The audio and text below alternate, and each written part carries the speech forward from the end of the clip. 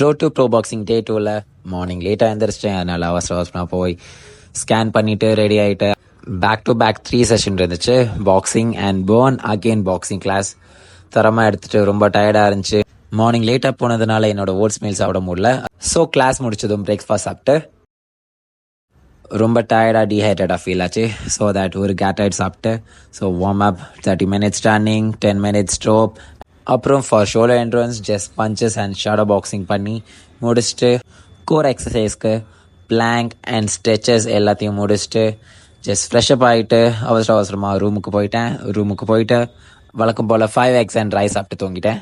Evening மறுபடியும் எனக்கு ஒரு பாக்ஸிங் அண்ட் பேர்ன் செஷன் இருந்துச்சு. ஸோ ரெடி ஆகிட்டு 2 செஷன் முடிச்சுட்டு ஸோ ஜஸ்ட் ரொம்ப ஹங்க்ரியாக இருந்தனால என்னால் டின்னர் சாப்பிட முடியாது. ஸோ தட் ஒரு பனானாவும் ஆப்பிளும் பை பண்ணி சாப்பிட்டுட்டு 10+ கிளாஸ் அட்டன் பண்ண போயிட்டேன். யூஸ்வலாக எனக்கு 10+ கிளாஸ்னால் ரொம்ப பிடிக்கும். யூஸ்வலாக எனக்கு ஜிம் போய் அந்த ஒர்க் அவுட்லாம் பண்ணுறது பிடிக்காது. ஸோ 10+ கிளாஸ் அட்டன் பண்ணிட்டு மோஸ்ட்லி athletes, கிரிக்கெட்டர்ஸ் எல்லாருமே 10+ கிளாஸ் தான் அட்டன் பண்ணுவாங்க. அப்புறம் ரூமுக்கு போனதும் என்னோட டின்னர் சாப்பிட்டு ஓட்ஸ் மீல் ப்ரிப்பேர் பண்ணிவிட்டு தூங்கிட்டேன்.